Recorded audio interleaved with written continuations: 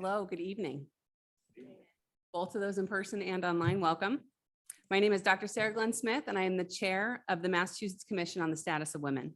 On behalf of the MCSW, we would like to welcome all of you, and we'd like to also acknowledge that this meeting is being held in Provincetown, Massachusetts, the traditional land of the Wampanoag people. We pay our respects and show our gratitude. It is great to be with you all. This is also my first in-person hearing since being appointed, and I am pleased that such a wide array of local residents, organization stakeholders, and elected officials were able to attend our first public hearing in more than 2 years. I'd also like to thank our incredible executive director, Shaitia Sproul, and her talented team.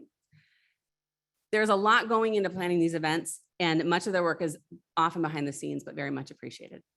The MCSW was legislatively created in 1998 as an independent state agency, seeking to advance equality for all women across the state and to promote their rights and opportunities. The commission is comprised of 19 volunteer commissioners appointed by the governor, Senate President, Speaker of the House of Representatives, and the Caucus of Women's Legislators. We also have 13 regional commissions that have 9 commissioners each, with the exception of Cape and the Islands that represent this region here, who have 13 seats. If you are interested in the work that we do, please visit our website and our Facebook page.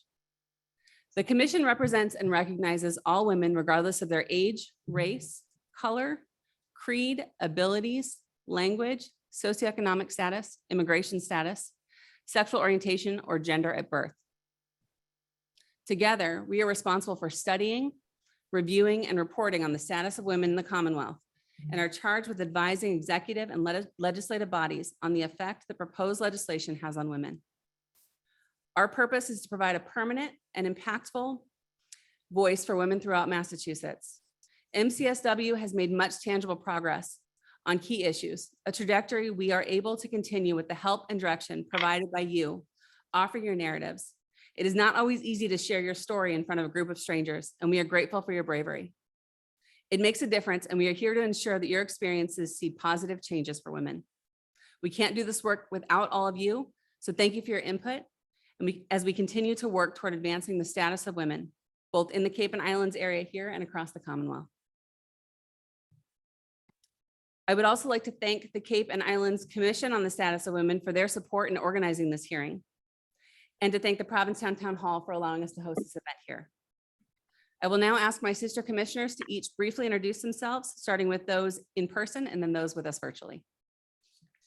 Hi, everyone. It is wonderful to be here with you today. I am Rebecca Bacht. I am this year the Program and Planning Chair, which is the committee that is in charge of planning these hearings. And I am just so happy to be back in person in one of my favorite places in the Commonwealth. And I was appointed in 2017 by Governor Baker. And I live in Newton with my spouse, my 2 kids, and my very energetic dog. Good evening, everyone. My name is Leslie Ann McGee, and I am an appointee of the Women's Caucus of the Legislature. And I reside in Falmouth, Massachusetts, and this, I believe, is my 4th year on the commission. And this year I am the Secretary of the Legislative and Public Policy Committee. I'm Tanisha Arena. My pronouns are she, her, and hers. I was appointed by the Legislative Caucus. This is my first in-person meeting. I am a resident of Springfield, so it took a little ride to be here with y'all today. I'm excited to be a part of this work and hear what's happening for you in this part of the Commonwealth. Good evening. My name is Audrey Hall. I was first appointed to the commission by Senate President Spilka in 2018, and then recently appointed to my 2nd term. I come from Framingham, Massachusetts, originally from New York. And I am this year serving on 2 committees, our Budget and Finance Committee and our Legislative and Public Policy Committee. Hi, my name is Gameldi Carvalho. I am a Senate President appointee as well. I am the Vice Chair of the Legislative and Public Policy Committee and excited to be with you today. Good afternoon, everyone. My name is Meredith Tewitt. I am from Boston, Massachusetts, appointed by the Women's Legislative Caucus. I'm Chair of Legislative and Public Policy Committee, and it's a pleasure to be down here with you in Provincetown. Chair, would you like to call on them? Sure. Are they all up on screen? They're I'll all on start screen with and Commissioner Monska. Hi, everyone. My name is Christine Monska. I'm a commissioner on the Massachusetts Commission on the Status of Women. I'm currently serving as secretary for the commission. I was appointed about 2 years ago by the Caucus of Women Legislators, and I'm joining you from Auburndale, Massachusetts, but originally from all over Western Mass, and really looking forward to everyone's testimonies today. And my cohort, Dr. Aisha Miller. Good evening, everyone. My name is Dr. Aisha Miller, and I have the pleasure of serving on the commission as the vice chair. I was appointed in 2021 by the Women's Legislative Caucus, and I'm just happy to be here. I come from Mattapan, so welcome all. Commissioner Fox. Hello, everybody. My name is Jean Fox. I hail from the town of Freetown in southeastern Mass. Formerly on the Bristol County Commission on the Status of Women, I spent 9 years there launching, hi Stephanie, launching my third term with the State Commission. It's been an honor to be part of this incredible team. It's a super honor to be joining you this evening. I'm looking forward to hearing your testimony. I'm currently vice chair of program and planning. Thank you. Commissioner Shaw. Hi, my name is Sonia Shah. I joined the commission this spring, appointed by Senator Spilka. I'm coming from Natick, Massachusetts, although I was born and raised in North Central Massachusetts. I'm excited to be back with the commission. I actually worked for the commission 20 years ago, so I heard testimony then, and I'm excited to see where things are today. We also have Commissioner Fleckner, who I believe is not on yet. And then the most recent past chair, Commissioner Clark, I believe is also not with us, but certainly strongly represented. So I was appointed by Senate President Spilka roughly 2 years ago, and I am a resident of Holliston, where I live with my wife and 2 children. Thank you to all of you. I would now like to welcome the elected officials and public servants joining us here in person as well as online, and invite them to introduce themselves. And if you could come up to the table so that we can hear you, that would be wonderful. Representative Sarah Peak.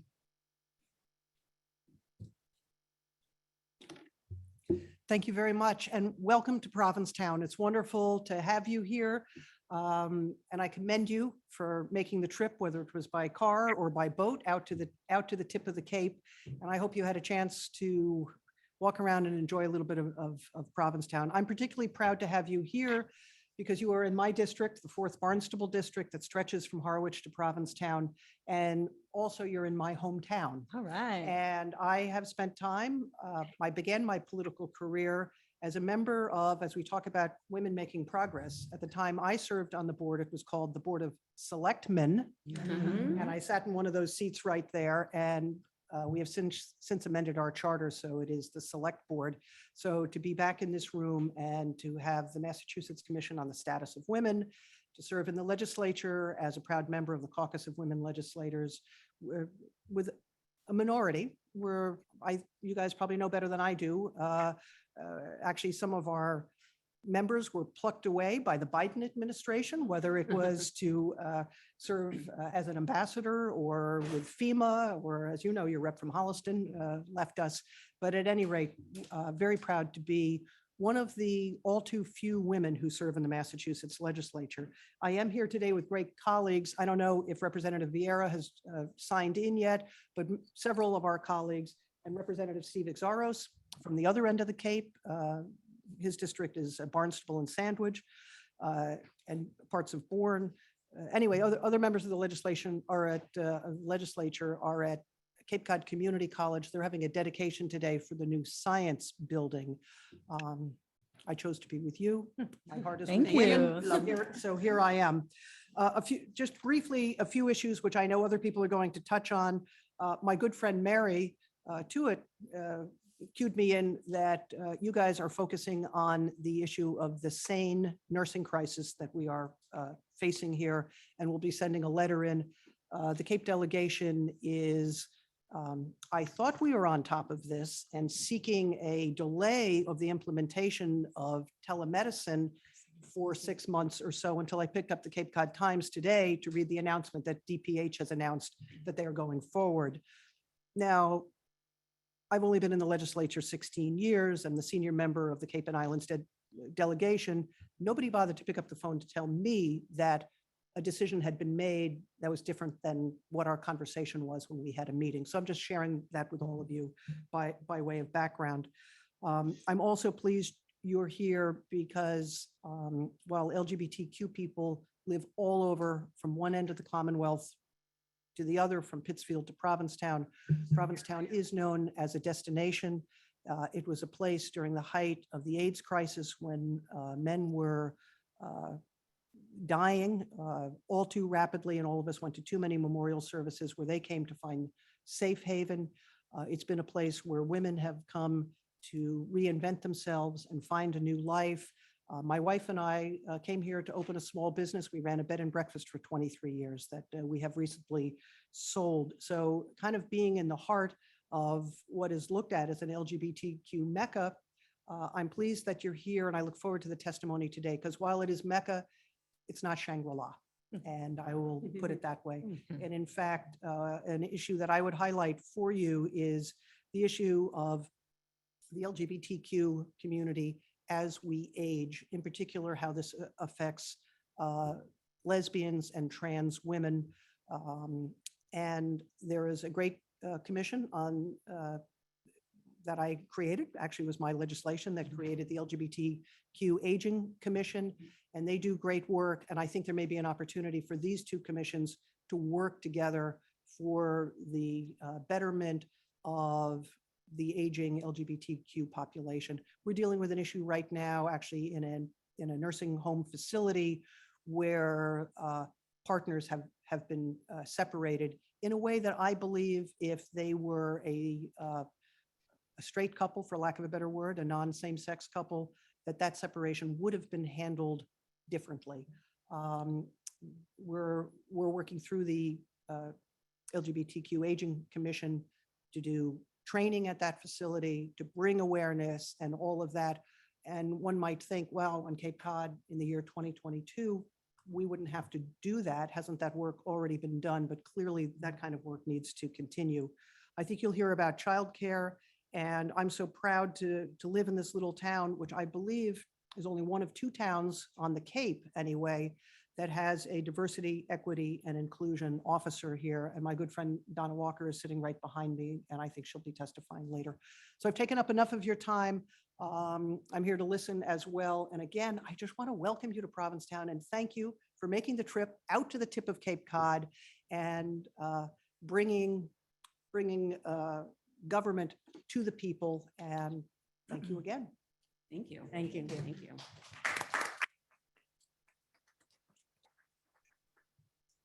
Representative Gonzalez, would you like to say a few words? No.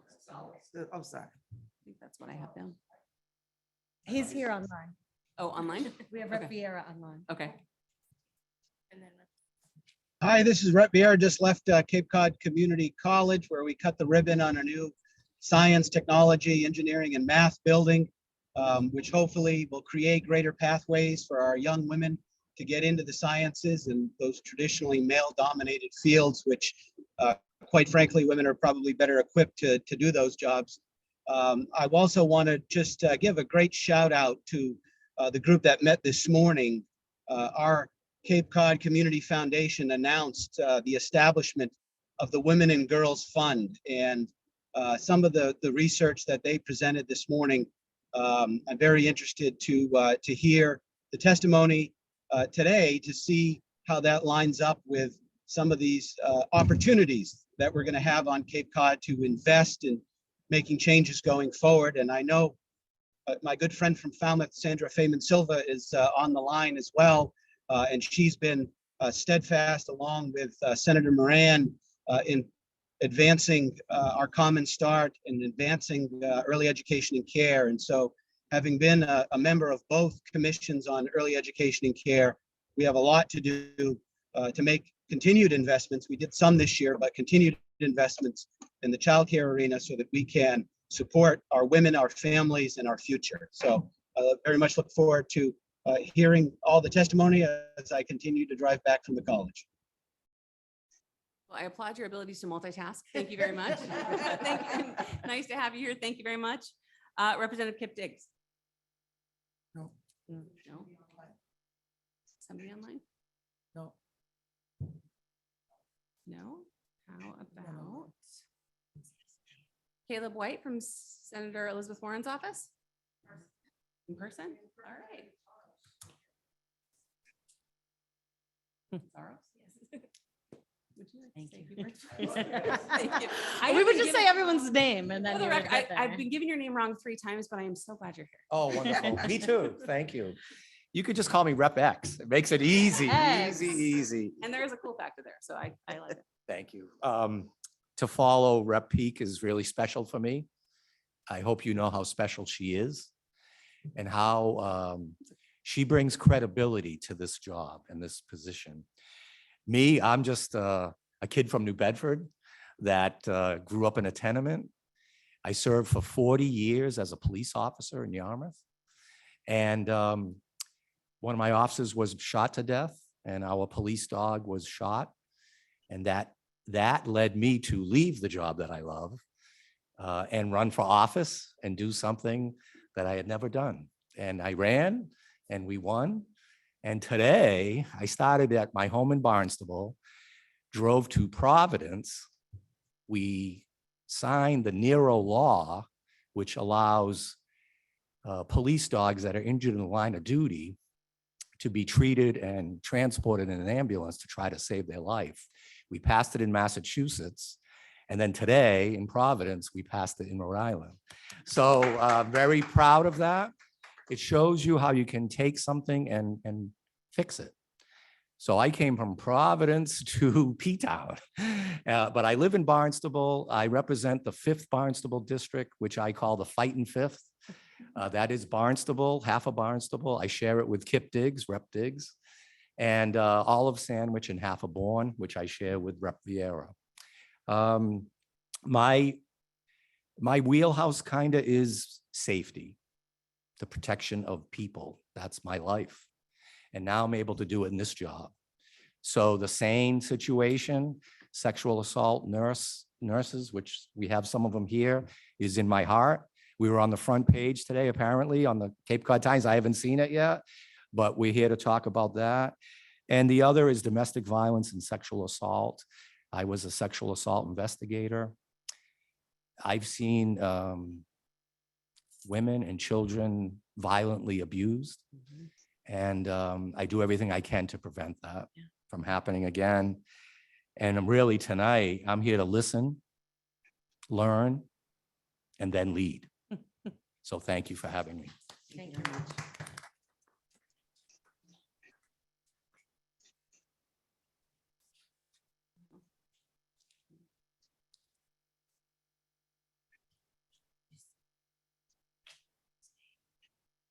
We're just gonna make you wait. Lisa McClure from Senator Ed Markey's office. Thank you. Are you with us online? Hi, everybody. So sorry that I am not on camera. I was having a little bit of camera trouble, but I just wanted to introduce myself, Lisa McClure. I'm a congressional aide in Senator Markey's office, along here with my colleague, Ben Thomas. And we just want to thank you for putting together this incredible event and allowing us to listen in and hear this important testimony. Thank you very much for joining us.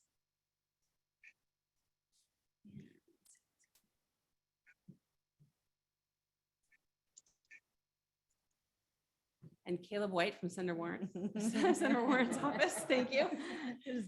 Thank you for waiting patiently. I saw you like a minute.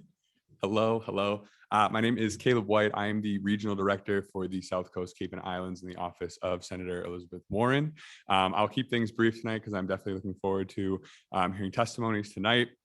But thank you very much for inviting us here. I have the distinct pleasure and honor to work for a fearless advocate for women, not only across the Commonwealth, but across the nation as well. So thank you for inviting us. Looking forward to continued partnerships and hearing everybody's comments tonight. Thank you. Thank you very much. And Donna Walker. you'd like to say a few words. Donna is the Director of Diversity, Equity, and Inclusion for the town of Provincetown. So welcome and thank you so much for being here. Oh, well, thank you very much for asking me to share a little bit. Yes, my name is Donna Walker, and I am actually the newly minted director How new? of How new? How New as of May 9th. Wow, very new. And this was actually a petition that a group of concerned residents here had brought to the town and town meeting, and it was passed overwhelmingly at town meeting. I was one of those residents and had planned to watch as they hired somebody else, but too many people came out of the woodwork saying, please apply. And I did. And eventually I was hired. So this is a very new adventure for the town.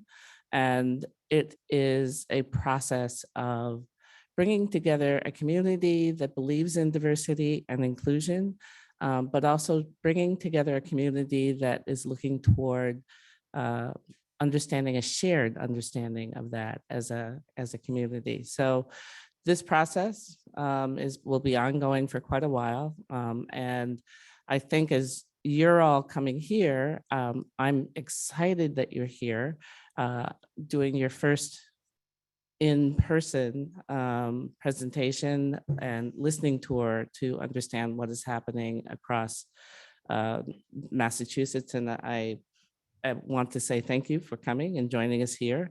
I think that the work that you do across various initiatives is very important, and it's very important, especially for our legislative members here and out there to understand what are some of the concerns, what are some of the issues that people, women in general have about what's happening for the Commonwealth. So thank you very much. Thank you very much. Congratulations on your new role. Thank you. And I believe last we have Ben Thomas from Senator Markey's office. Thank you so much for the opportunity to speak. I'm excited to be here with the senator's lead on women's issues, Lisa McClure, and excited to learn and hear from everyone here tonight. And thank you to Leader Peak for hosting us tonight. I know we also have Mike Jackman from Congressman Keating's office here as well. Thank you very much. Mike, would you like to say a few words? Oh, no, just thank you for the invitation. I'm sorry, sorry I couldn't be with you in person, but I'm glad to have the opportunity to listen in and really looking forward to hearing all the testimony tonight. Thank you so much. Thank you so much for coming. So a couple of final notes on logistics before we begin our testimonies. For those of you taking the ferry, the last ferry leaves at 7:30. What? 7:30 sharp. Yeah, perfect. The MCSW staff will be keeping an eye on the time, and we'll give you a last call for the ferry at 7, just to make sure people don't miss it. We are also live streaming this event. If your testimony is of a sensitive nature or you do not wish your name, face, or information to be publicly disclosed, please let any member of the MCSW staff know or contact us via the Zoom chat, and we'll be sure to make sure that we protect your privacy in advance of your testimony. We want to make sure that we have every effort so that everyone can feel safe when they're seen in person. Also, if you're joining us virtually and require additional support, please just go ahead and message the staff through the chat and let them know what you need. Representative Alexandria Ocasio-Cortez, what? I'm sorry, the gallery with us online. Oh, no, that's okay. Said justice is about making sure that being polite is not the same thing as being quiet. In fact, oftentimes the most righteous thing you can do is shake the table. So in closing, I'd like to thank you for coming here to shake the table with us, and welcome. And with that, I will turn it over to my sister, Commissioner Beck. Thank you. It's so great to hear from so many elected officials and representatives from further offices. And I'm so excited to hear from all our testifiers as well. Just want to give a little bit more background about our hearings, which are just so powerful to me and such a privilege to create space for folks to share their testimony. Our public hearings provide a safe and open space for all women in communities and all people who care about women and girls, indeed, to be heard and share their lived experience about issues that impact their daily lives.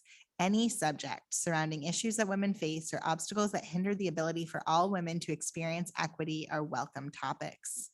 This hearing is a public meeting and an opportunity to be yourself, to find others like you, and to share your story in a way that will positively influence the work that we do on behalf of all women in the Commonwealth. The MCSW works to create change in the lives of women, and your narrative guides our policy and advocacy platform. In the past, our hearings have brought attention to issues such as economic independence and self-sufficiency, domestic violence, and access to education and resources that support women and their families, and more. Testimony at our public hearings directly informs the Commission's legislative agenda. And I also want to add that since COVID, we've been putting together reports that highlight certain issues. So I'm not sure if folks in the audience are familiar, but we've done things such as childcare, women of color, women in the workforce. And this year we have 2 topics that we're focusing on especially. So I was happy to hear some of our electeds already bring up both topics, which are the overlap between our goals and statutory imperative to advance equity for women and girls and the LGBTQ community. So our first report this year will be on, issues that pertain to the overlap between LGBTQ community and women and girls, as well as our second report will be on domestic and intimate partner violence. So any testimony on any topic is welcome, but we will be specifically focusing on collecting testimony here at our next hearing in Pittsfield. I'd love to hear Pittsfield to Provincetown. That's what we're trying to do. We'll be collecting that testimony all year long, as well as whatever comes up here tonight. So tonight we will hear from you about what issues are important to you and the greater Cape and Islands community. Each speaker will be given roughly 3 to 5 minutes for public testimony, and we'll give gentle time reminders to make sure that everyone who has joined us this evening can be heard. So if you're here with me in person, I'll be holding up these signs that say 1 minute, 30 seconds, and please conclude. And if you're on Zoom, then I'll probably just gently give a vocal reminder because my sign may be too small for an impact visually when you are speaking. But we really look forward to hearing from everybody, and we hope we don't have to cut anybody off. Folks are always welcome to share written testimony through our website or on email. And we'll share that information in the chat online, and we can get that information to people in person as well. I do want to mention this is our first hybrid hearing, and we thank you so much for joining us from all corners of the Commonwealth. And we're excited to hear from folks virtually, and we appreciate any patience that may be required should things arise. And with all of that laid out, I will turn it back to our wonderful chairwoman to introduce our first testifier. Thank you very much. I would like to start with Brett Hubbard.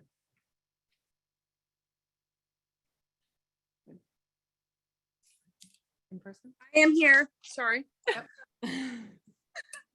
I have submitted written testimony as I had childcare and no longer have childcare for this evening, as so many of us are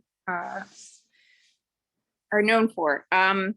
But thank you very much for everyone at both the commission and all of the elected officials here today to listen in and really take note for what is going on in our backyards. My written testimony basically brings up the issue of sidewalks, speed limits, and the fact that recently multiple women have been abducted while running at all hours of the day, all across the country. And I feel that as a runner, especially with a young child, it has actually made me stop running, to not be able to, because of the lack of sidewalks, the danger in speed limits and fast driving cars. And also the fact that our neighborhoods are essentially cut off from one another because there are not sidewalks on the main thoroughfares linking the smaller neighborhoods, which are safer to run on the streets. I pass daily children who are standing not feet from very fast moving large and small vehicles waiting for bus stops. And as we all know, children are not always want to do what they're told and stay in one place. And I live in fear of a child stumbling and falling in or around a road where a car is going extremely fast because they are not on a sidewalk and not protected. While I recognize that sidewalks and speed limits will not and have not stopped predators from haunting us and from stalking women and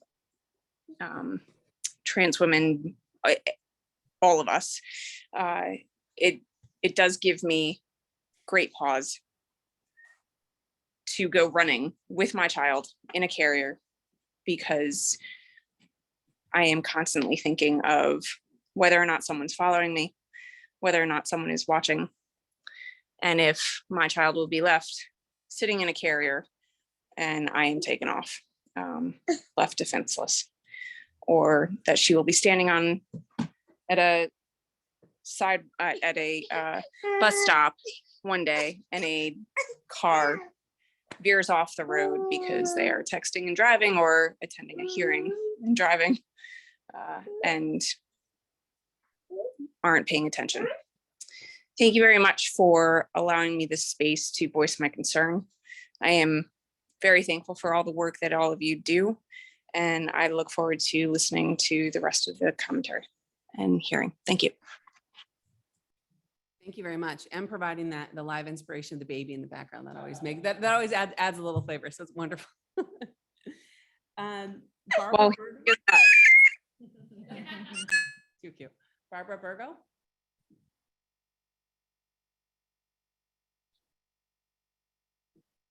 Hi, welcome. Thank you very much. And I do thank you as well. Rep Peak, I heard a lot of what I know this is all about. I've known her for years. Rep David Vieira. I was asked at one time to be on the Mass Commission on the Status of Women, and I said no. Because the issues that I bring up, people don't really want to hear, or they say it's too difficult, or you talk too much about these things, or leave it alone, or it takes time. So what I wrote with that precursor, the flyer to promote the hearing asks what issues are important: equal pay for equal work for women. As a former state president of American Association of University Women, I have been rallying for this issue nationally for 30+ years. As a Black woman in Massachusetts for more than 50 years, stopping domestic violence and teen pregnancy preventions. As a daughter, sister, aunt, and mother, I have been an activist in these areas for more than 60 years. On Cape Cod, lack of affordable housing, equitable employment, sexism, racism, and ageism have been my major struggles. Yes, it astounds me that blatant ageism, which is prevalent here in a county which is among the oldest in the nation, I learned while taking a couple of courses, master's degree courses at UMass Boston in their gerontology, their famous gerontology program. I was coming here and thought, I am aging, but I'll go in a place where it must be friendly to the aging, because it is, at one time, it was said to be the 4th oldest county in the nation. Friendly it was not. Jobs I did not get.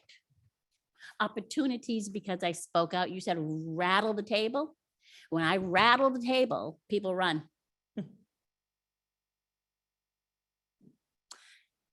I met Rep. Lewis one time, John Lewis. And you know he's famous for saying, cause trouble, Yeah. Good trouble. Good trouble. Good trouble. Good trouble, Good trouble. necessary trouble. The good trouble to me, the necessary trouble to me is just trouble that other folks want to run away from all the time. Girls Inc. says strong, smart, and bold.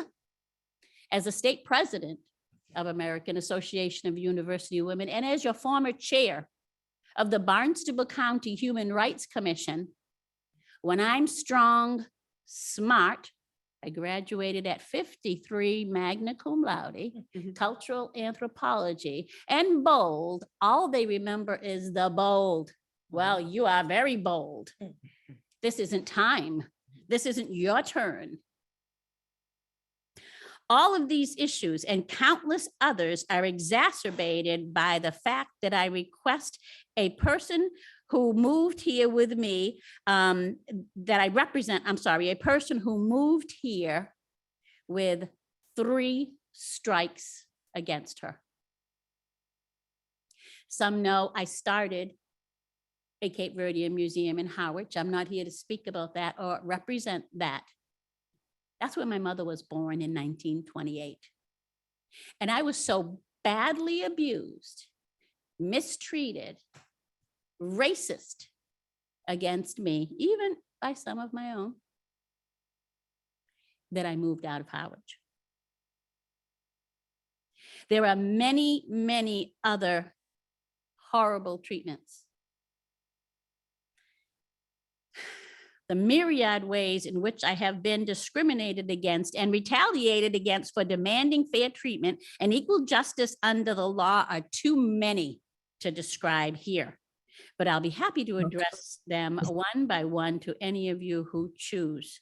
Moving to this peninsula a decade ago has caused me countless sleepless nights, gross financial hardship, and several employment opportunities.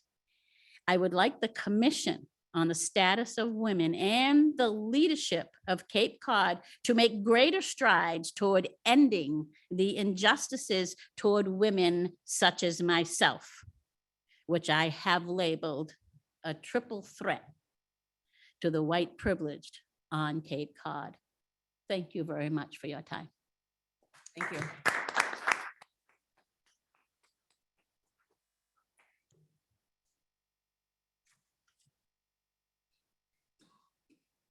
Terry Alvis Hunter. No.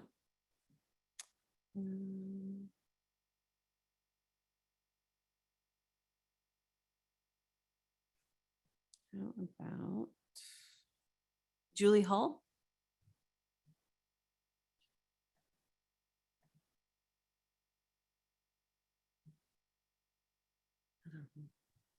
She's here.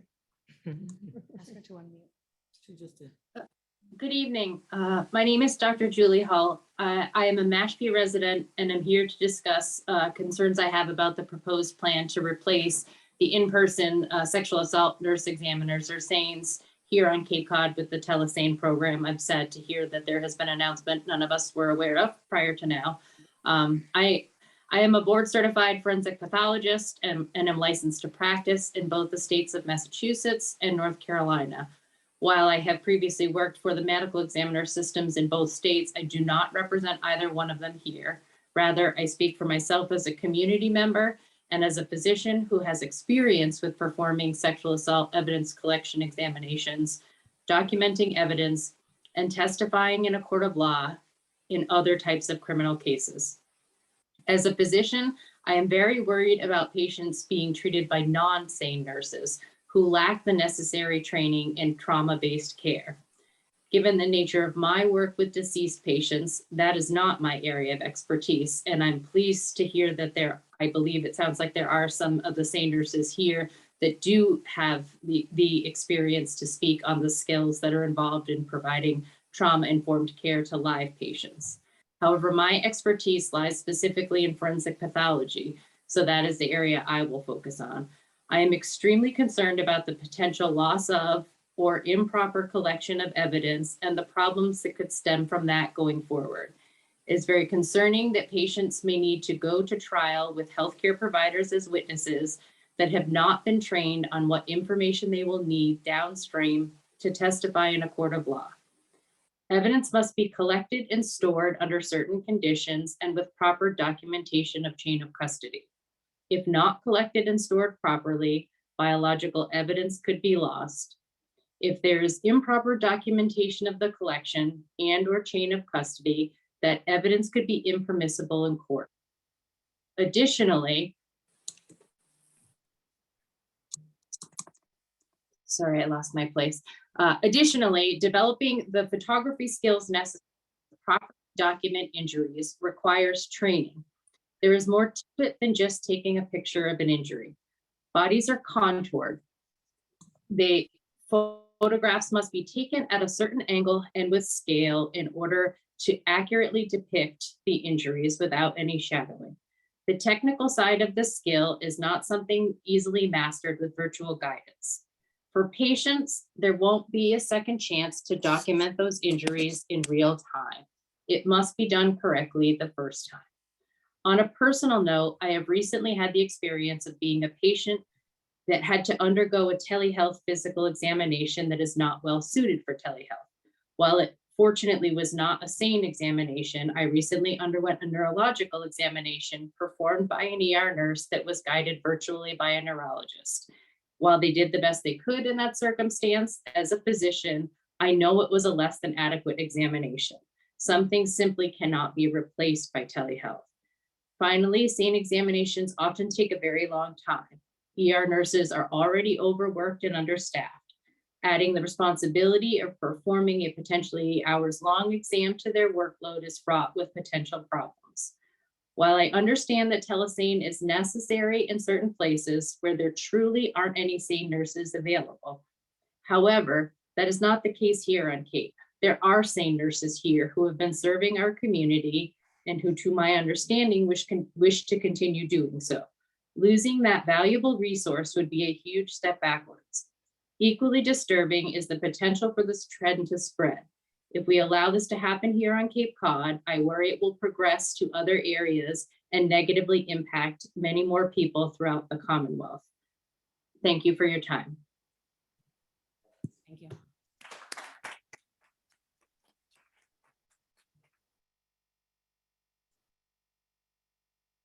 Stephanie Ellis.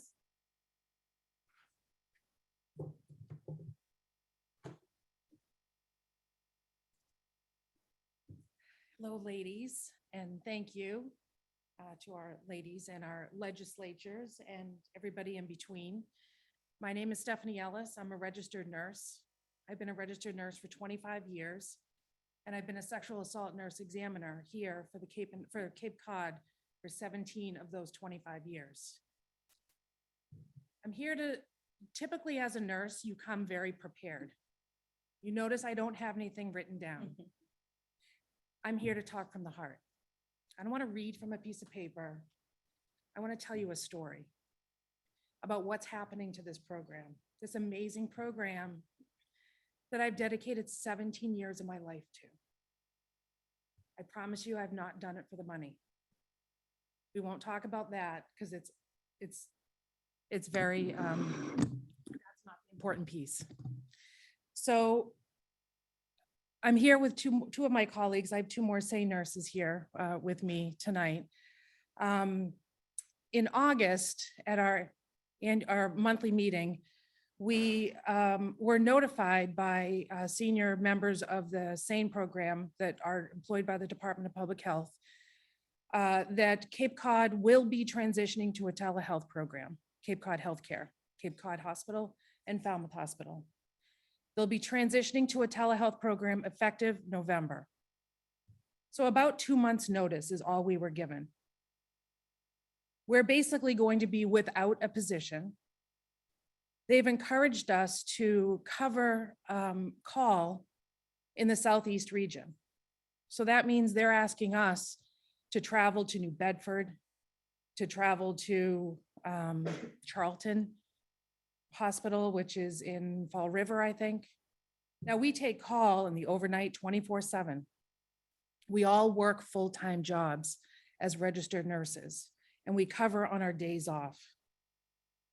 I can't cover a call at 2 o'clock in the morning in New Bedford and be in the office at 8 a.m. in Hyannis. Can't do it.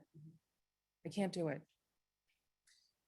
So as soon as we got off that meeting, first call I made was to my very dear friend, Representative Steve Exaros. He is my representative in my district. I have known him for many years as a police officer, as a community member, and now as our representative.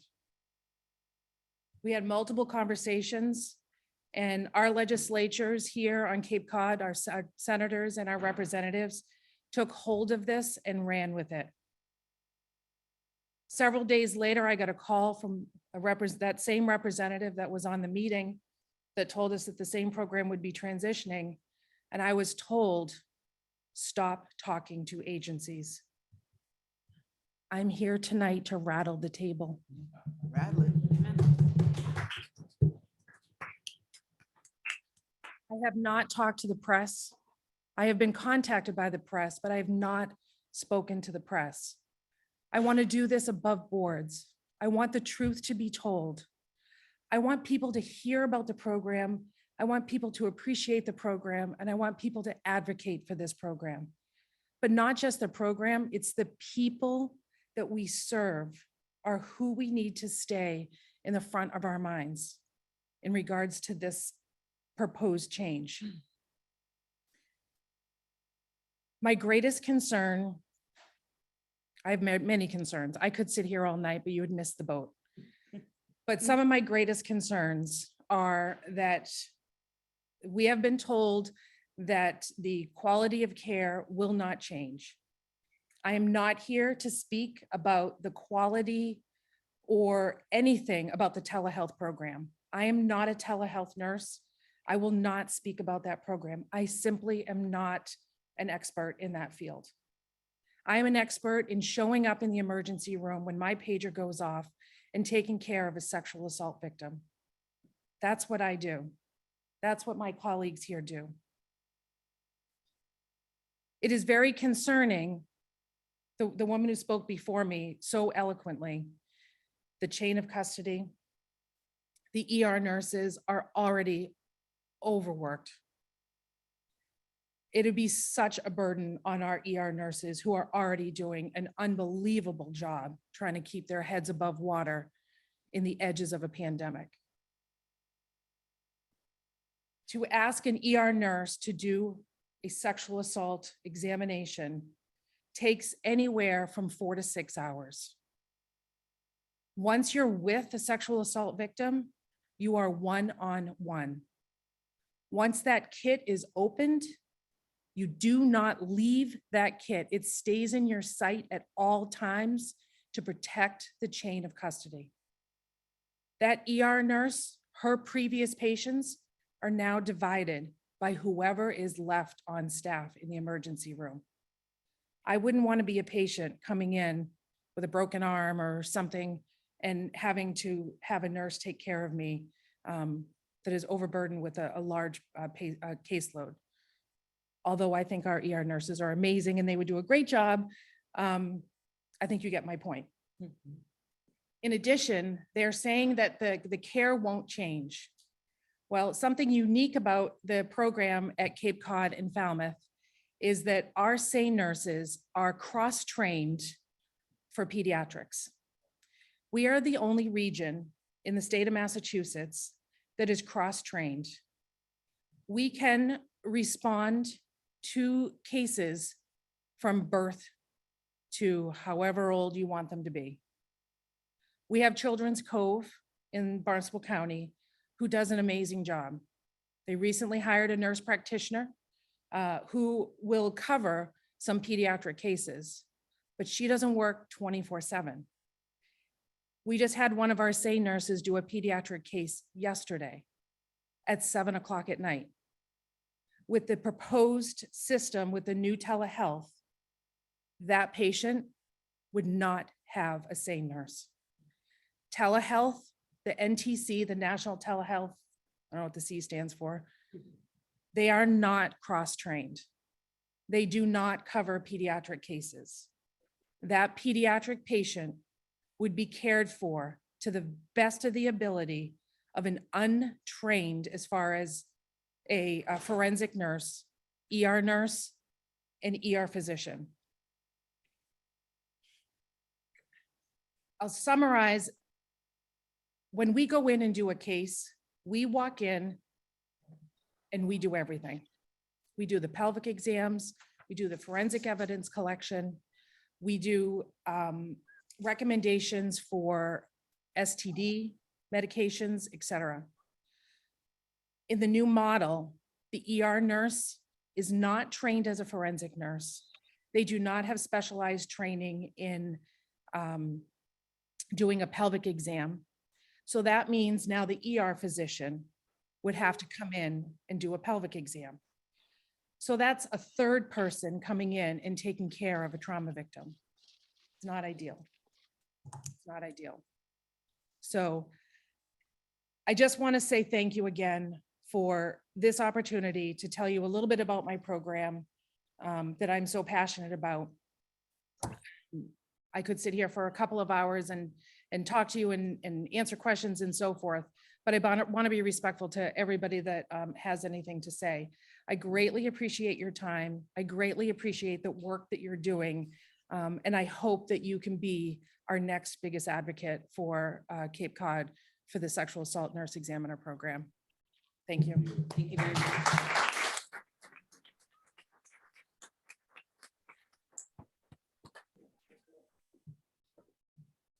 Next, we have Denise Galvin. We don't have Denise Galvin. We do, but she's Oh. thinking about it. Oh, okay. You're not online. I wasn't really prepared at all for this, You, so. that's the best way. Uh, You nodded yeah. yourself. I didn't know your name. You guys. My name's Denise Galvin. I'm a registered nurse with the Commonwealth for the last 23 years. I've been a SANE nurse with Stephanie for the last 16, 17 years. What is a SANE nurse for the record? I'm sorry? What is a SANE nurse? for the Oh, record? sexual assault nurse examiner. So I was trained through the Commonwealth with a great program, great training. Every year we have training. I was also an ER nurse and then a SANE nurse. I don't work in the ER anymore, but I can't imagine being a victim of any kind of violence, sexual assault violence, and then having to go in and have an exam done. I've done some high profile cases, some non-profile cases or whatever. The trauma that anybody is put through, and then to have to try to talk to somebody on a screen along with somebody else that doesn't want to do the kit. They don't want to get involved. I'm sure y'all know, like, people don't like to get involved. They don't want, so they don't want to get involved with the case. They don't want to do it. And they also have other things to do. So it doesn't make them bad people. It just makes me who I am. I love being a SANE nurse. And I hope that we can get the funding to maybe train people on the Cape. I know there's nurses that want to do it. Currently, my understanding is that the Commonwealth has a program, but it's in Worcester, which is a great program.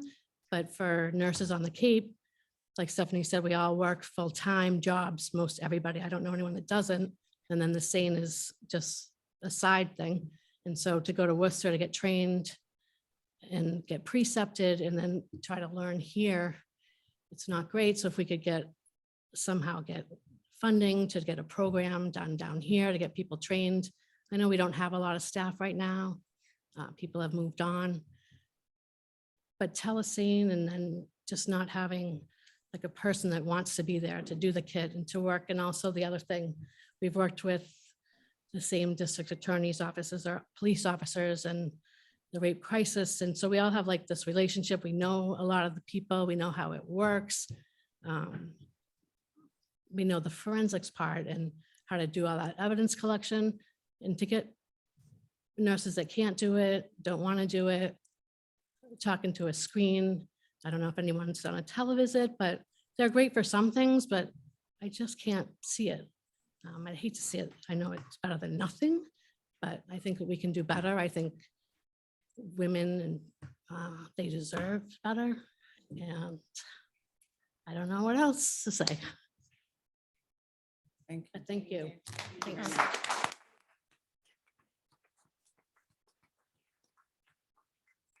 Next, we have Maria James. Oh, is that your name? Oh, that worked out. But I Welcome. said no to testifying, but Thank you for changing your mind. So my name is Marie James. I've been a sexual assault nurse examiner for the past 17 years. Actually, my coworkers, we started together 17 years ago. I think, well, I live in Eastham, so you can imagine going to Worcester for the training is not very convenient. When we started 17 years ago, we had a course right here on the Cape in Hyannis. We haven't had a course like that on the Cape since. When we started way back when, there were about 15 of us that passed SANE, and we had worked together for a good 10, 12, well, actually more than that, 14 years perhaps. And so we'll have these intermittent trainings, and the nurses have to go to Worcester to do these classes. And there's not many that come from the Cape, I don't think, that want to participate in a program that's so far away. We were just talking a moment ago that DPH considers sexual assault nurse examiners on the Cape to consist adequately with 24 to 30, 18 to 23. 18 to 24 nurses. We've never had even 18 nurses. Right now we have 8.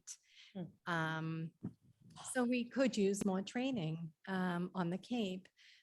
We've had a recent drop in the SANEs. I don't know if it's because of COVID, but regardless, it's still a good group. We've never missed a case on the Cape, even with this shortage of only having 8 nurses on the program. So that must say something. I think we treated 39 cases last year. Not one was missed.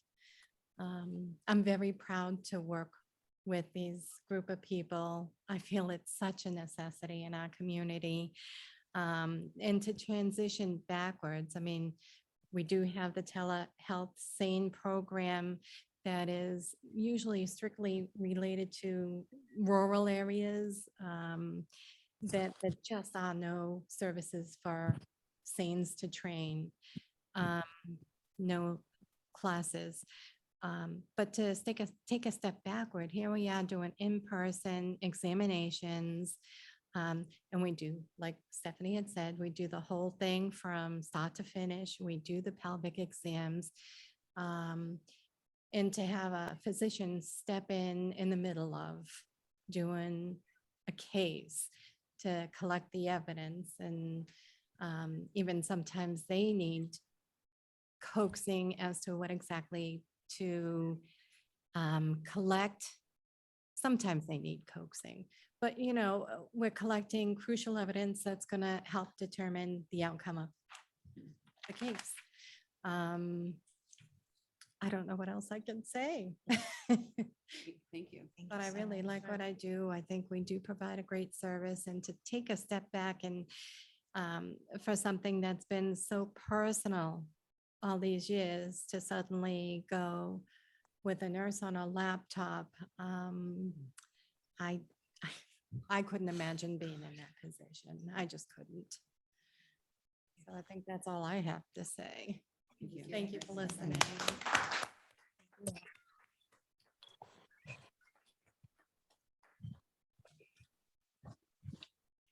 think they're asking for the other interpreter to be spotlighted. Vicky, do we have people Madam- sign up by the? Madam Chair, do you mind? Can I ask the nurses that are in the room a question, if you don't mind? As you know, Absolutely. we're working. So,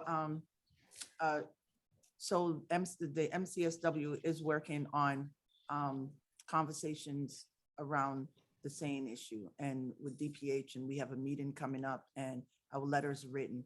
But here's my question, because Some of the information we have, you ladies have also shared it, but a curiosity, we're looking at the training piece. So when they did the training here, 17, whatever years ago, where was that held at? So they brought it down, did it at the DoubleTree, okay. Right, so they staged it, moved it in, okay. Because we want to work hand in hand with the Cape delegation and JDI and all the other entities that we've reached out to work on this issue. So we want to make sure that we are spot on what we're asking for. We're supporting the Cape delegation and trying to extend out until the spring and move it from November 14th to the spring to give time for the Cape to locate some new nurses that are interested in being trained. We know it's about 10 more nurses that you need down here to meet the criteria that DPH is asking for. But at the same time, if the training's in Worcester, we know that there will be a conflict. There would be issues. And so in our statement, we are hoping we can say maybe virtual and then the practicals in person. So that's something that we're curious about with the training. When you did your practicals, how much time were the practicals? Do you remember? Yes, ma'am, if you want. Please help me, I'm just a tad rusty. Training was every Friday. I'm gonna say it was for 8 weeks. And it was a full day, so it started at 8, ended at 4. So that was every Friday for 8 weeks. And then we had to do a clinical component. And at that time, I was blessed to have my own GYN who actually followed me and made sure I collect the evidence or did the vaginal exam actually. And I passed all 10 and then I could move forward.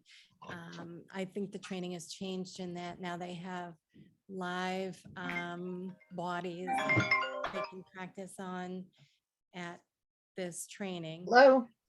Okay, So I had someone online. all right. Okay, so it was about 8 weeks and then the clinicals. And the practicals. Okay, preceptorship, okay, yes. okay. Yeah.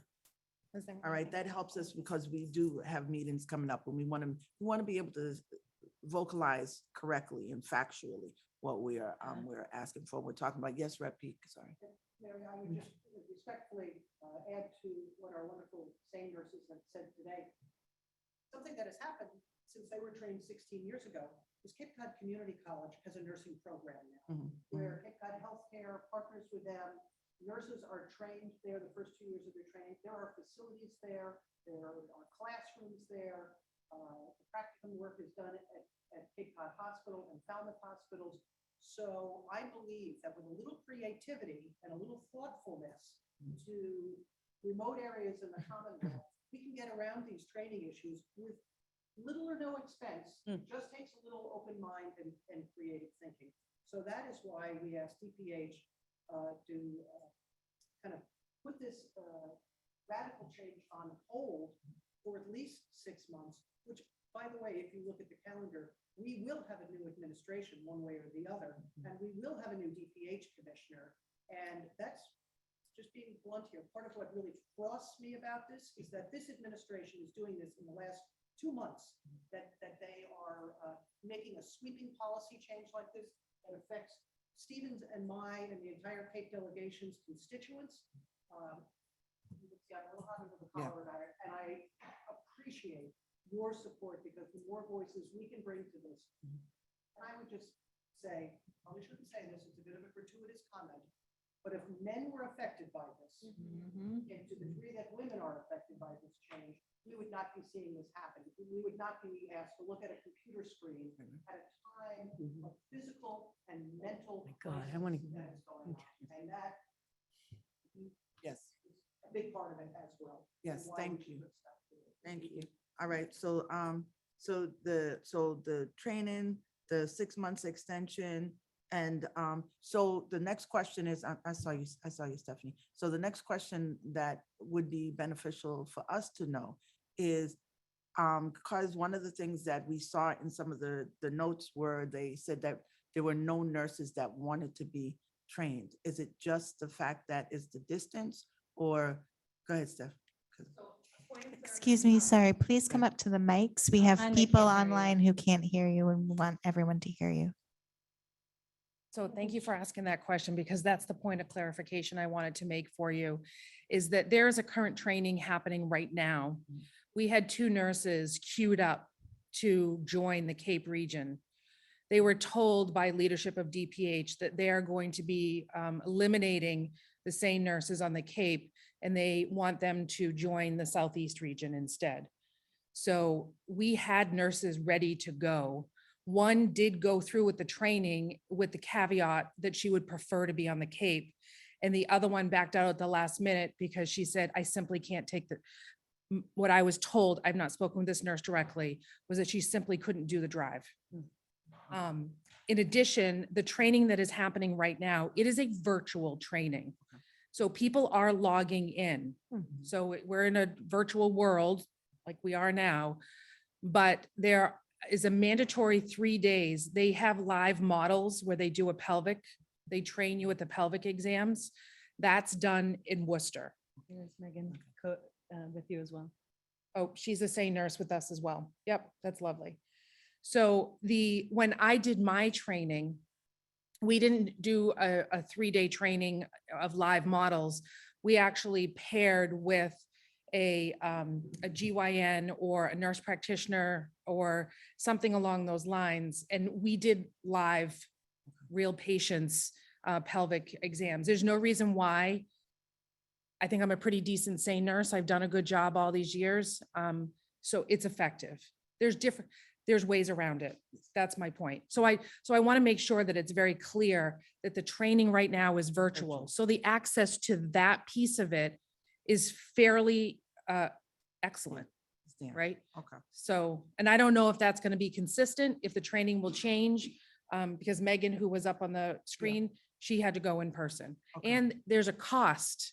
Each one of these nurses that does the training, there is a cost to these nurses that not always their current employer is going to reimburse them for because it doesn't have to do with their direct job. So, and I don't know what the cost is. It was so long ago. Okay. I hope that's Thank you so helpful. much for that. Yes, it does. It does help. That changes a section of our letter already, just from that. Yes. Okay. Thank you so much for that. That helps us when we're going into our meeting. Right. The cost $400. 400? 2 years ago, 2 years ago. Commissioner. So Megan online, Megan, when you went through this training in 2020, that was prior to the pandemic hitting, where telesane was the process during the pandemic. And even then, it was noted by DPH as being temporary fix only, right? And not what they saw as a long-term fix. So when you ladies had that break, well, not really the break, but the telesane piece in 2020, Megan, can you let me know when you did that training? Because that kind of Yep, I completed the the SANE training in November of 2020. She did it virtually. So I did it virtually, and we had one day where we had to go to Worcester and do our practical on live models. But I only had to drive there one day. Everything else was online. And when I've been told that as Steph said, the training is going to continue to be online, and then everyone will just have to do their practical in person. Okay. Thank you. All right. You're welcome. Because some of the research we did showed that there was a time in 2020 where all of the sexual assault was telesane and not in person. Nope, it was in person still in 2020. Okay. All right. Thank you. Okay, thank you very much. Next, I'd like to call Melanie, who I believe is here.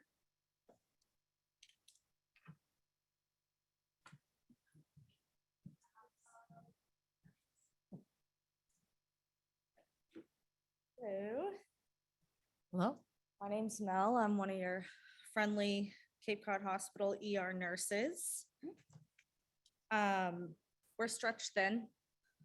In one room, we have a cardiac arrest patient. In another room, we have a patient who is violently undergoing a psychotic break. And what we cannot handle without supportive staff is another patient who is a victim of sexual assault, who requires that one-to-one evidence collection. You are not leaving that patient for 4 hours because that's what that patient deserves. So these same nurses, you guys are so important. Like, we need you, and we can't do it without them. And also, it's not fair to be, I hope no one in this room is ever a victim of sexual assault, but God forbid one of you is, and you're laying there in a stretcher with your legs up, and your nurse is looking at a computer screen while swabbing your cervix. I know it's crude, I'm sorry, but that's kind of what we have to say about it. And, you know, to not have these same nurses is terrifying for every nurse and doctor that works in Cape Cod Hospital Emergency Room Department. That's all I have to say. Thank you so much, Molly. Madam Chair, can I ask a quick question? Sure. Thank you. Love you guys. Thank you so much. Yeah, I think Commissioner Hall had a question. My question is in general to everyone who just spoke about the same program. How did this get on the radar to be eliminated? I don't understand why, how it so- just came up like that.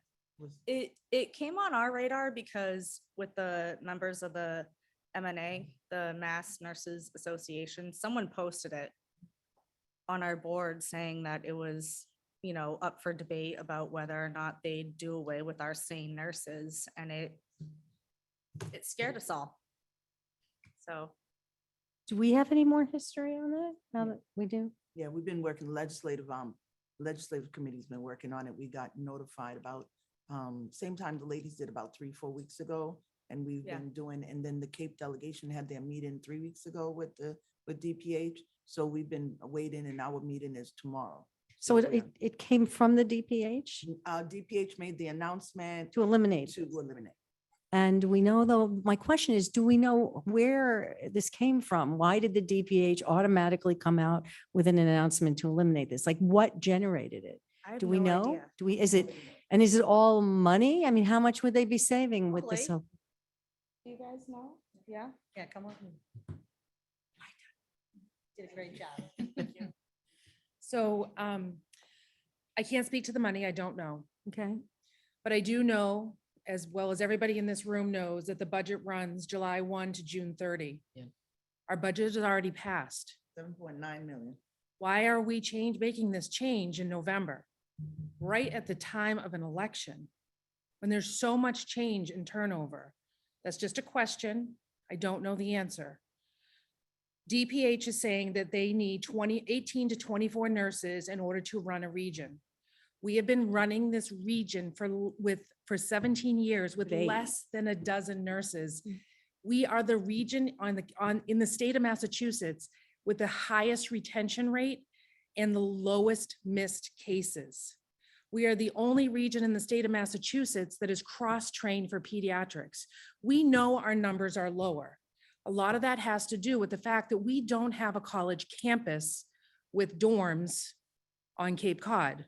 There's a big piece of that, unfortunately, but there is. So we thought we have got to make sure that we are as valuable as we can, so we cross-train for pediatrics. So the numbers of cases is part of the rationale that we were given, that we don't do as many cases as, say, the Boston region. I see. But the Boston region missed, 3 or 4 cases last week. So it's not related to population? Yeah, and It's just arbitrary? Like it's just a Perhaps. number of cases and it's not related to population Perhaps. or sexual assault cases or anything? I In my we- opinion, whether that counts or not, one victim is enough for a program. Mhm. One victim is enough for a program. I'm happy to answer questions all night long. Thank you. So I think next we have online Sandy. Can everybody hear me okay? Yep. Yes. I never thought this meeting would be about something. I call myself a survivor of rape. I don't call myself a victim. I find a victim to be a negative term and a survivor to be more of, I have overcome that. When I was 16 years old, I was raped. So when someone mentioned, I hope there's nobody in the room, I pulled out my tissue and I had some tears. So hopefully you guys will hear my voice. I did send my testimony over to the Massachusetts Commission on the Status of Women back, and I mailed a letter and I also emailed on September 12th. And I pray that today, all of you, thank you for being here to hear my voice. My name is Sandra and I'm disabled female. I'm a resident of East Wareham, Massachusetts. I've recently had an issue with a male cab driver that drives for a company that's hired by my medical insurance company to take me to my appointments. This male cab driver said some unprofessional and uncomfortable flirtatious things to me on a medical ride to my dentist appointment, as well as pressuring me into having a relationship with him. Also, on a past medical ride, he wanted to exchange phone numbers and hang out with me. I have brought this to many people's attention. Something happened to me again in 2017. There's a bus that I take that comes to my house. And there was two gentlemen that made some flirtatious sexual comments to me as well that were very uncomfortable, and I reported it back then. I'm on disability and I rely and depend on these transportation companies and my insurance companies to keep me safe and protect me while they take me to my much needed appointments.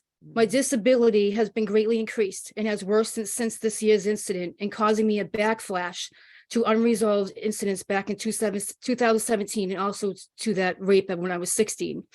I found no resolution from the vehicle company back in 2017 and from the same cab company it was the same cab company actually, that was 2017 and this year, it blew my mind. And I never got it resolved. And let's see, there's no justice from my medical insurance company in my complaint. So I went to my medical insurance company this year. I said, listen, this has happened. And so I'm trying to voice out and I wrote my two senators in my town. I wrote the two senators in my state. I haven't heard back and it's been well over a month. This letter, I wrote a letter, so I'm reading it from the letter, is to inform you what's happening in some cabs and other things like buses and transportation for the disabled. I know that I'm not the only woman faced with this type of unprofessional behavior from some male cab drivers or drivers in general. I do not want to feel pressured into giving my phone number out. I do not want to hang out with them. I don't want to feel scared or afraid as a passenger in any vehicle that takes me as a passenger as a client. Being alone in these cabs and on these buses with some of these male drivers get intimidating. And when they act unprofessional, I wish more women would speak up, but I understand that some women might feel intimidated, scared, or threatened, and that stops them from using their voice. I also understand that when women do speak up, nothing ever gets done about it. They get ignored and the incident gets swept under the rug like it never existed.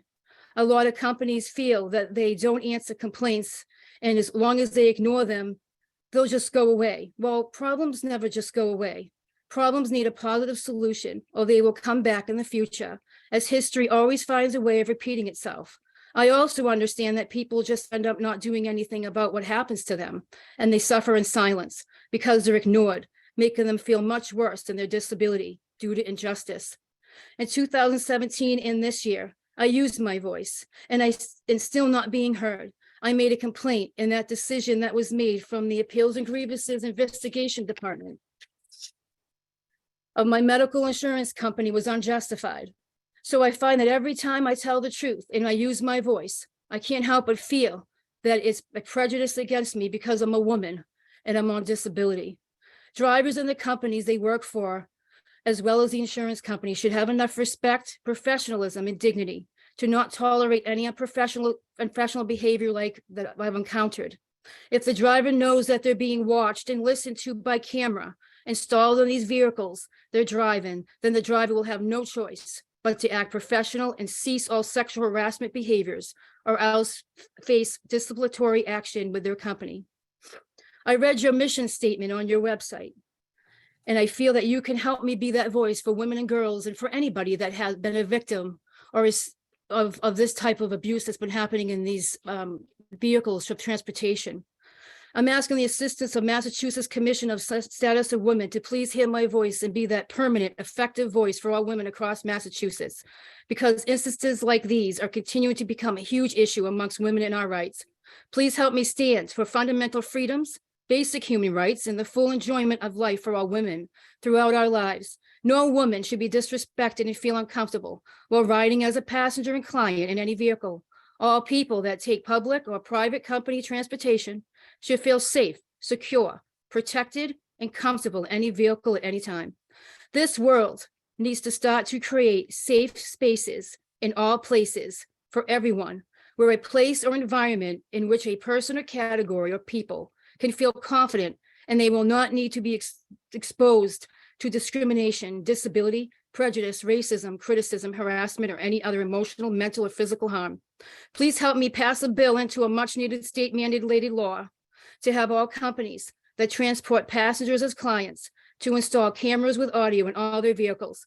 This state mandated law will improve transportation safety and protection and give them much-needed rights and equality to protect all and everyone, no matter if they're passengers, drivers, vehicle companies, or insurance companies, from any sexual harassment and sexual misconduct complaints.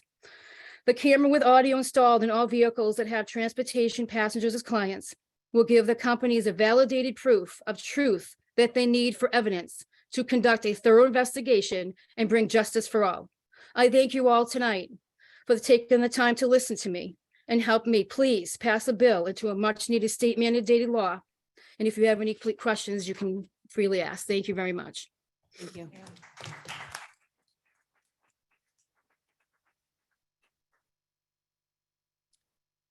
Next, we have Terry.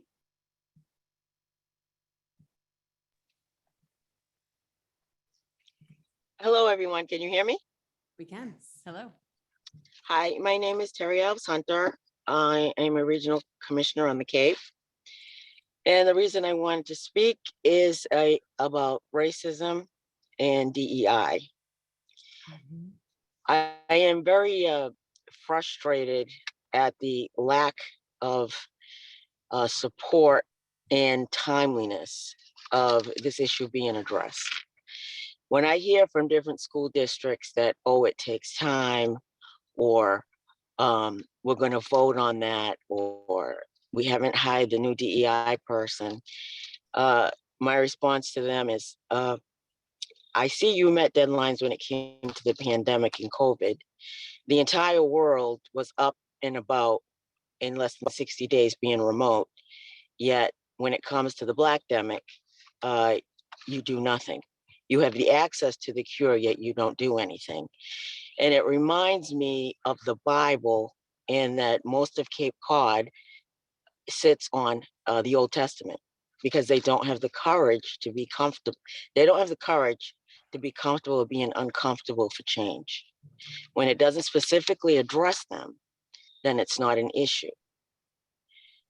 And one of the major issues in the past 2 years is the lack of addressing racial trauma. Black children basically saw a modern day lynching. And all the school can come back with is SEL, which is social emotional learning. Social emotional learning was not created ever to address racism. And when I say DEI, I don't only refer to race, because when I hear parents say that if somebody says something to a child about race or their sexual identity or gender identity or sexual orientation, that's bullying. It's not bullying, that's discrimination. And it's getting more and more difficult to get any action. There are no clear and concise and specific agenda items that have a date, unlike anybody else's job. When you take office, then you are committing to work for the public, not for your own interests. And the fact that most committees on Cape Cod that work for the towns do not specifically represent the community that they represent is another issue. Until we have the courage to step up and say, hey, no, nobody here has slaves right now. But you know what? We all benefited from it. And when we acknowledge that, when I see notifications all over the town about the adherence to the Wampanoag tribe and how they stole their land, yes, that is a sin. But I ask, the sin is also, not only did you take land from the people, you took people from their land. And our education system does not even address the issues where, did you know that the very first slave ship here was built in Massachusetts just 16 years after the Mayflower landed? But yet they don't teach our children that in school. When they asked my son to be part of the American Revolution play in 4th grade, they asked him to pick a hero, a white hero. I had to call the school and say, should I send my son to school as a slave? He ended up going as Crispus Attucks, but that's only because I brought that up to the school. And just last year, and I'm at my son's soccer practice right now, but last year at a soccer game, I had a parent refer to my son as the black child on the field. Not number 69, but the black child. But things have gotten better this year because somebody said, oh, which one is your son? And I was the only black mother there, but I found that to be, we're making a little bit of progress. But I hope that people will open their eyes and know that we have to do this together. Everybody's human. If you look at a brown egg and white egg, they're different. You open them up, they're the same. And I just wish that everybody on Cape Cod would step up to the plate and notice that we are human. It's not about color. It's not about race. Get up on your culture, know what a microaggression is, and let's make the world different for our kids, our girls, than what we've had to go through. I am 6 generations in on Cape Cod, and I'm still fighting the same racism as my great-grandparents did. Thank you very much for your time.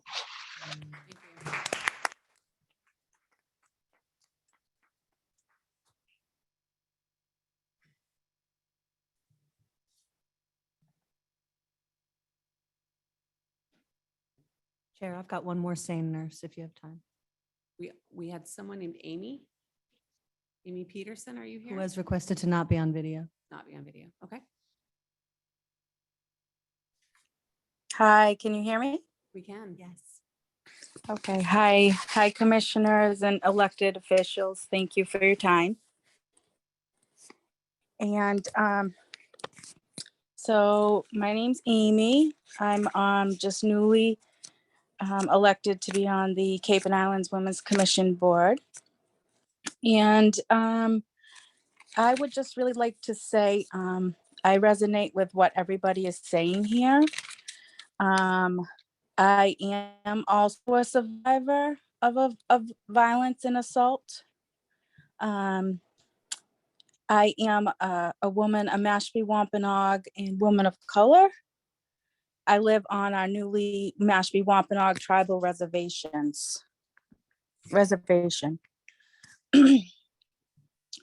Indigenous women are 2.5 times more likely to be raped than any other race. And this tool has been from the beginning of the colonization of this country. And I'm sorry. It was a mic issue. Go ahead. Don't worry. Okay, sorry.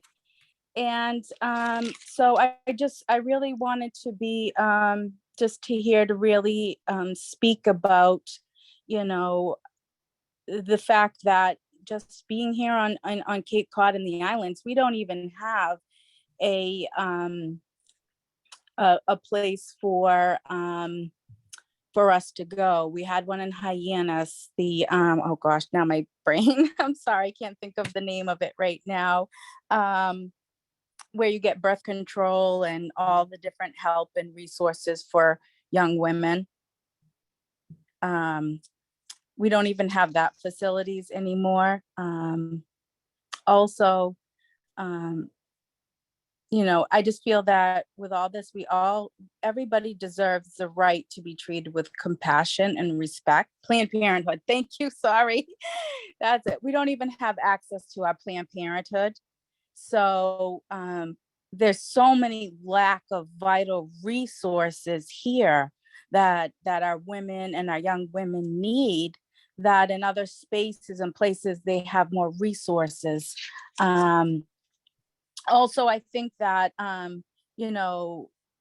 for a lot of women, women of color, Indigenous women, that they don't feel safe in a lot of these places to speak, in front of the commissions or different things. And it just we need to make sure that we have a safe in a place for everybody to be able to speak. Sorry, yes, there is no Planned Parenthood. That's what I meant to say. Also, I'm also, I just feel that the racism, the poverty that is going on and that has happened in this country and on the Cape and Islands has been such a systemic system, and it's been a system of repression. And also that even like when Terry's talking about the school systems, I raised 3 sons here and who had disabilities. And as a single mother, I was made to always feel like an outsider, and just had such a struggle within that system, that we also need to realize that I feel that a lot of what's going on today with the opioid epidemic, we have a disproportionate rate of people overdosing and dying, people that are not able to recover because of the drugs that are going on, that this all stems, a lot of it, from trauma. These are trauma from child abuse, from domestic violence, from different things like that. So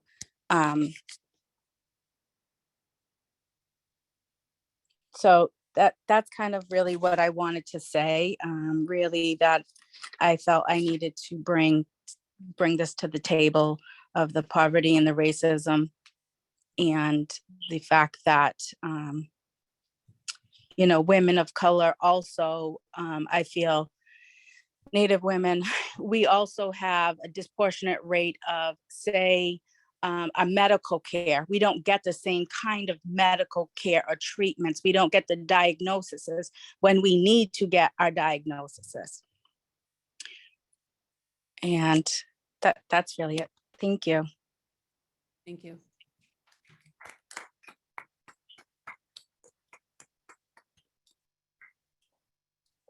I believe next we have Megan Kelly. Hi, guys. I'm Megan Kelly. Thank you for allowing me to speak. I actually did not submit anything in writing, and I wasn't really planning on speaking tonight, but my coworkers have inspired me to do so, and some of the other speakers tonight. When I heard about the SANE program and how it was going to go to, telemedicine, I was absolutely devastated. Ever since I can remember, I've wanted to be a SANE nurse. When I was 18 years old, I was sexually assaulted by a close family friend. And, that was a very traumatic experience for me, and has taken me years of, working on myself and pushing myself to be the best that I can be. And I put myself through nursing school. I'm a pediatric nurse full-time, and I work at a pediatric practice on Cape, and I also am a SANE nurse for Cape Cod. When I went through my sexual assault, and I was seen at Falmouth Hospital and had a rape kit done, and Born Police was absolutely amazing, and the hospital was amazing, and I was like, wow, this is what I want to do. I want to help people like me, because I know what it feels to be like in that position. So it really kills me to see this program get taken away from our residents, because I think that it's so important. I couldn't imagine sitting there in a hospital bed and, you know, having my nurse talking to someone on the computer. The same nurse that I had was amazing. She was so efficient and quick, and I was able to, you know, to get through the exam pretty quickly. I know that now I know the extent of the paperwork and how long it takes to actually complete the kit. The whole entire kit is pretty lengthy, but she made sure to make sure, you know, she was there for me and made sure that I was okay emotionally. And that's what I do for my patients. I want to make sure that I'm there for them, not only to do their physical exam and to collect evidence, but to be there for them emotionally and, you know, connect with my patients and let them know that they're not alone and that there are resources out there and that we're there to help them.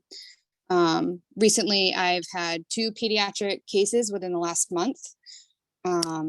And as Stephanie said earlier, there won't be any pediatric SANE nurses, or the telehealth doesn't do SANE available after hours. So my concern is what's going to happen to these children when they come into the ER and there's no one there to take care of them.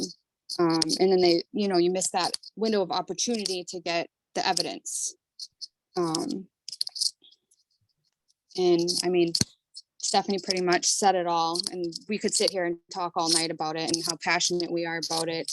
You know, like I said, I'm a pediatric nurse and I love my job. I love the kids and I really have a passion for working with children, but my passion is being a SANE nurse. So it really kills me to see that, you know, they're trying to take this away. And I'm so grateful for all of you for standing by us and for fighting for us. And I just wanted to say thank you. Thank you. Do we have any last testimonies that I don't have on the list? I do have one more online if you have time. I think we have time for one more, and then we're going to go ahead and wrap up. So thank you very much. Chair, her name is Danielle Piscadlo. Thank you. Yeah, thank you for making time for me as one last testimony tonight.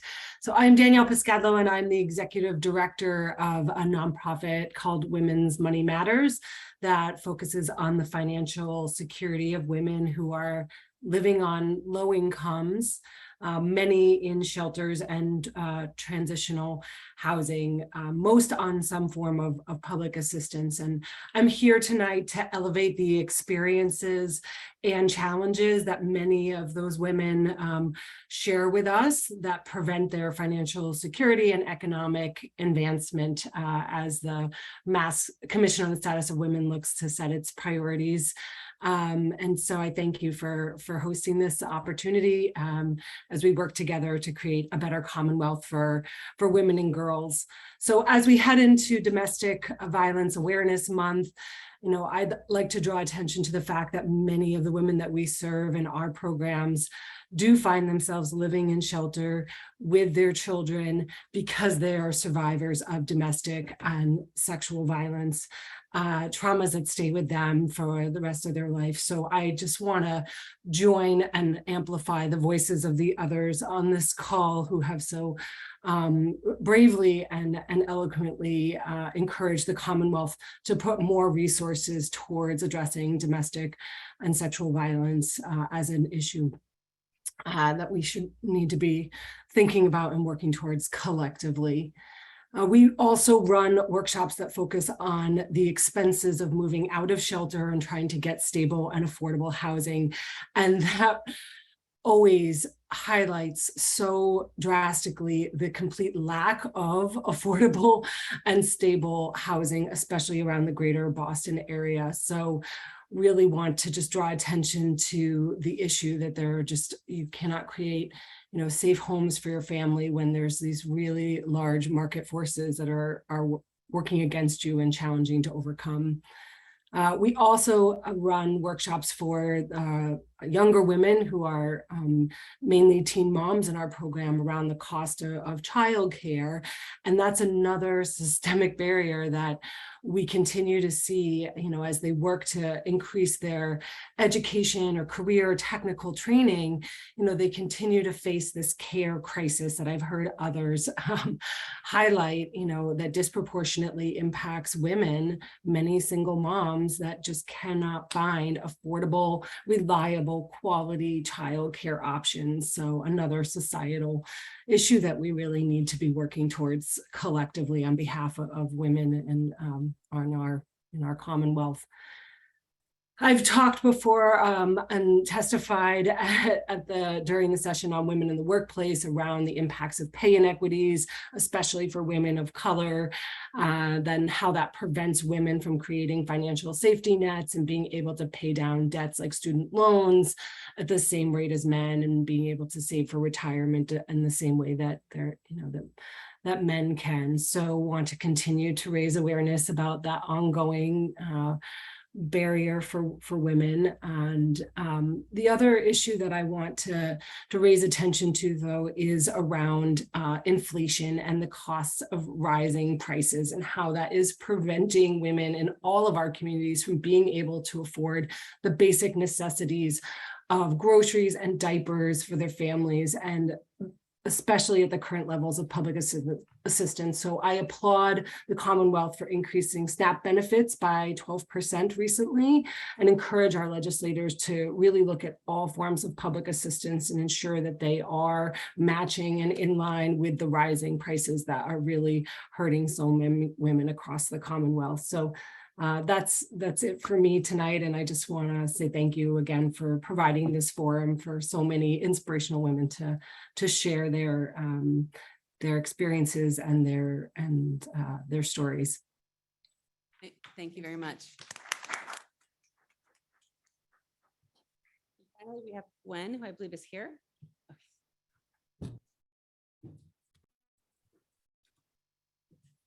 Hi, I'm Gwen Guzzo. I'm the Executive Director of Helping Our Women, or otherwise known as HOW. We're a nonprofit resource center for women living with chronic or serious health conditions in the Outer Cape towns, which have been recognized as rural by federal and state public health agencies. And for 29 years, we've accompanied women on their healthcare journeys. We currently serve over 275 women and an additional 40 to 50 community members in any given month.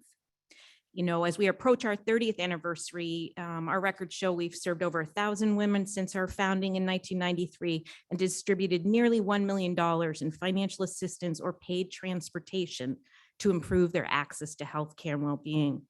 So I'm here to offer testimony as the director of an agency that serves women, as well as testimony from my own personal experience as a woman who grew up here after our family moved from Springfield to the Cape in the 70s. And I was able to move back in 2004 to raise my son here. So thank you for hosting this meeting in Provincetown, because it's an auspicious day for women on the Cape and Islands in particular. I started my morning at the Cape Cod Foundation's launch of their Women and Girls Fund, and the information and testimony of the stories that were presented in that should really be, it's something that'll be on their website in a week, should be submitted here. Many women of color and students spoke along the lines of what you've already heard. It also presented economic data that confirms my view and experience that women here on the Cape are all too likely to age into poverty. And so I really want to just suggest that Cape Cod Foundation's Women and Girl Fund presentation, you get submitted somehow into testimony. More importantly, I want to thank you for meeting here in Provincetown, because improving access to healthcare and well-being is central to our mission and to women living on the Outer Cape and all rural communities in Massachusetts. They face many barriers and challenges because of their geographic isolation.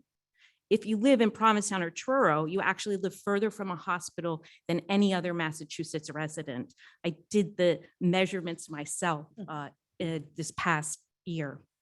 And transportation, therefore, as we've heard already in testimony tonight, is a critical need for many women to get to all kinds of services, especially from these rural towns.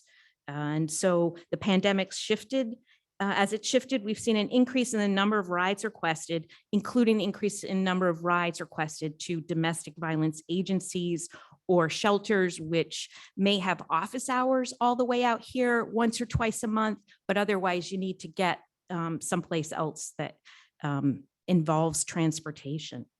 So we've seen that increase in the number of rides and currently provide approximately 100 rides per month on most given months, primarily the Hyannis Barnstable area. And then we support getting to Boston on the hospital bus. The Regional Transit Authority is an important partner with their hospital bus program to Boston, and yet their Dial-A-Ride transportation program, DART, is advertised as serving all 15 towns of the Cape, and yet it does not serve the Outer Cape. In public interviews, it's referred to as there are a few pockets. Well, those pockets are the four towns of the Outer Cape.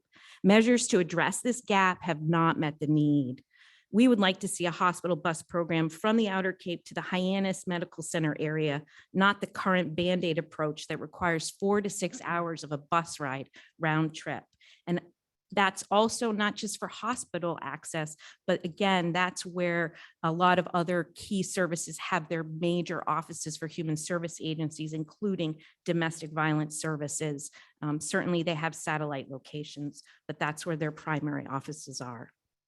What I want to be sure to speak to you about is the racism and discrimination women of color experience here on the Outer Cape and the Lower Cape in particular.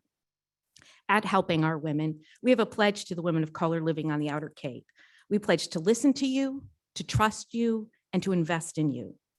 Well, I think it's time for our legislators to make this pledge to all women living in the rural towns of the Cape and across the Commonwealth, and especially the women of color in these rural communities on the Outer Cape in particular. I've heard directly from a number of women of color who work or have worked at large employers on the Cape or Outer Cape that racism from other staff, administration, as well as customers and clients is ever present. We've advocated on behalf of a woman of color seeking healthcare referrals, and more than one, but in one case in particular, seeking healthcare referrals where there's nothing extraordinary about this, whether it's for physical therapy or to see some other kind of specialist that any of your friends or you might be looking for. And it can take weeks to get that referral. We've called and tried to help advocate for that.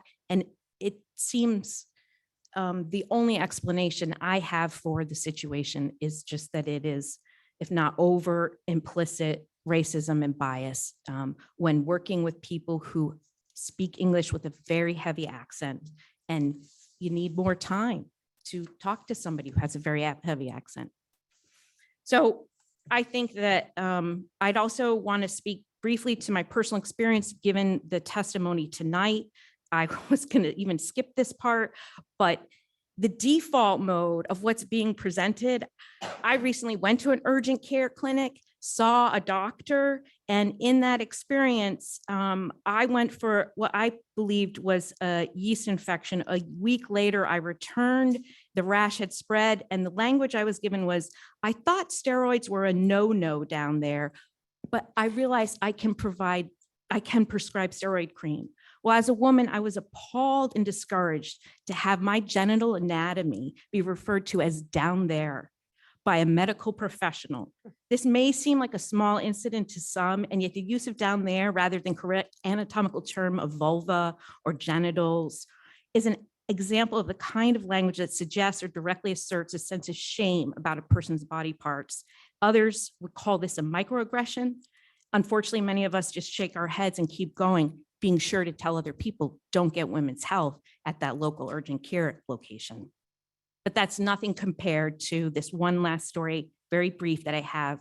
When I arrived here in this role, I was introduced to a local restaurant owner as the new director of Helping Our Women in the spring of 2019. And his response was to say, oh, helping our women? I know how to help women. Just push them down the stairs. Misogyny is alive and well in the rural towns of the Outer Cape.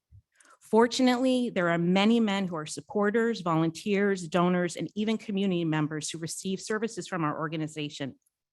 And yet that one incident remains as a reminder to me of the challenges women no matter your position, no matter your race, experience here on the Outer Cape. So I want to close by thanking you and the community members who are working like you to support women's needs, especially in rural communities in the Commonwealth. And I think it's time for more advocacy. It's time to pledge to listen, to trust, and invest in women living in rural communities, especially women of color. Thank you.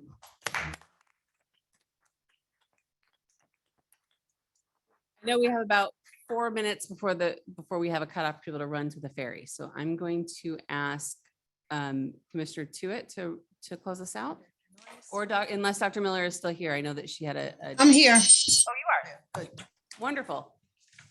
Commissioner Miller, would you wrap us up, please? Sure. On behalf of our chairwoman, Sarah Glenn Smith, and the Massachusetts Commission on the Status of Women, and all those present in person and on the Zoom, we would like to thank you for attending tonight's hearing. I want to just definitely give a special thank you to our Executive Director, Shaitia Spruill, and her team for the preparation that actually went into this meeting and ensuring that all of your testimonies and your concerns were gathered so we as a commission can have this as a guidance to form our legislative agenda. And I just want to make sure that everyone knows this cannot be accomplished without your participation. So again, thank you, thank you, thank you. Please keep in mind that our next hearing will be on Thursday, November 17th in Pittsfield. And additional information will be provided thereafter after this meeting, sometime this week or early next week. We want to encourage you to all sign up for our newsletter that provides what the commission is planning, doing, and all of our important dates for hearings and things outside of the hearings. For those that are present, please know that the information should be there that you can take and grab. For those who are virtually, all this information that I just stated will be in the chat. So please go into the chat and look for the links. Once again, I want to thank you all for attending. Thank you for those that were present, the commissioners that are present, and those that are on virtually, and all of you for attending and offering your heartfelt testimonies. And we felt it. We felt the passion, and we heard you. Thank you, and have a wonderful evening. Thank you very much.